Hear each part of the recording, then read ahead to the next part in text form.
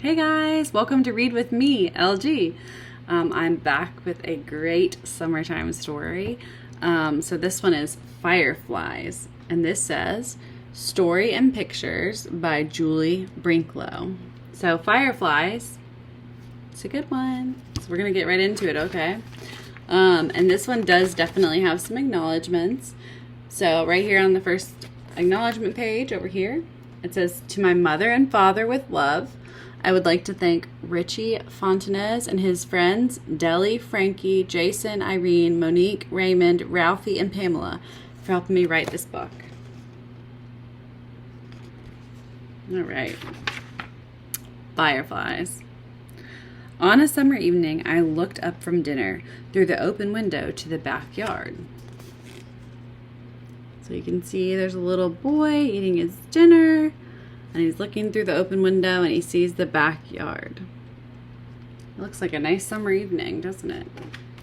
Probably a little warm too, if I had to guess. It was growing dark. My treehouse was a black shape in the tree, and I wouldn't go up there now. But something flickered there. A moment, I looked and it was gone. It flickered again over near the fence. Fireflies! "Don't let your dinner get cold," said Mama. So there is the dark tree house, and there is the something that flickered. Just for a moment.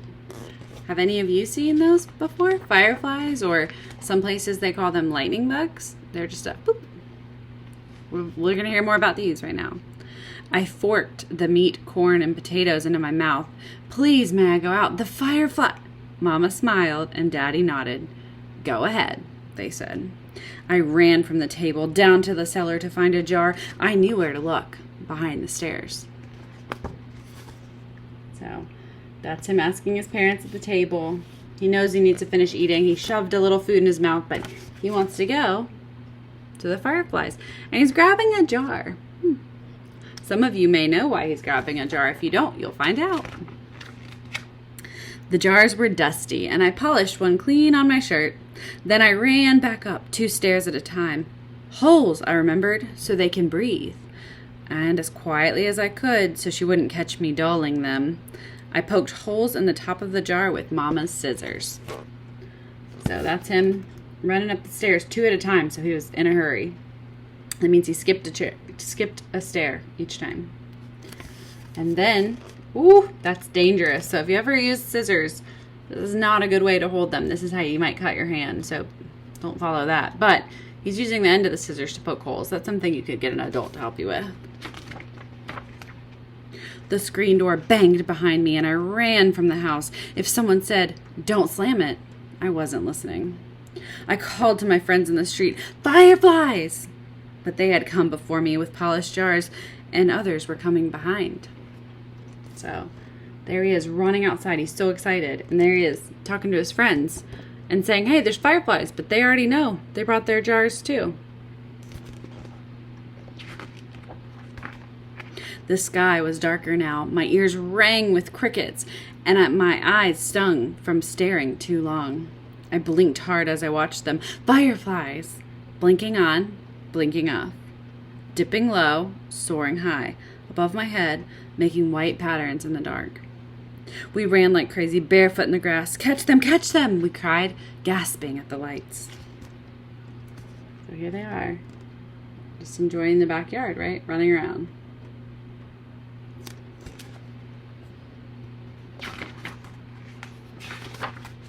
Suddenly a voice called out above the others, "I caught one!" And it was my own. I thrust my hand into the jar and spread it open. The jar glowed like moonlight, and I held it in my hands. I felt a tremble of joy and shouted, "I can catch hundreds." So that's him catching fireflies. Now do you see what the jar was for? It's to hold the fireflies.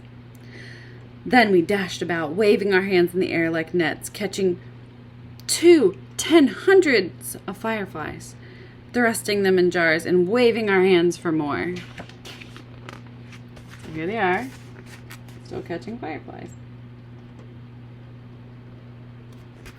Looks like little floating lights everywhere.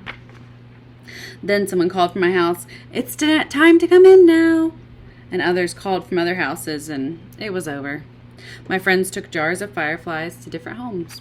So here's the family calling from the home. You can see mom or dad, and they're in the door. And then here they are taking their glowing jars. And why are their jars glowing? Because they have the fireflies in there.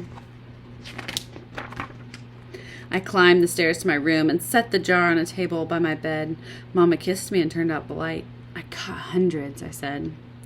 Daddy called from the hallway. See you later, alligator." "After a while, crocodile," I called back. "I caught hundreds of fireflies."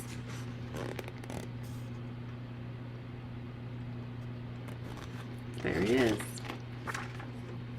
In the dark, I watched the fireflies from my bed. They blinked off and on, and the jar glowed like moonlight. But it was not the same. The fireflies beat their wings against the glass and fell to the bottom and lay there. So you can tell he's trying to enjoy the magic of the fireflies, but the fireflies just don't seem that happy. Not the same as when they're flying around loose. The light in the jar turned yellow like a flashlight left on too long. I tried to swallow, but something in my throat would not go down. And the light grew dimmer, green, like moonlight underwater.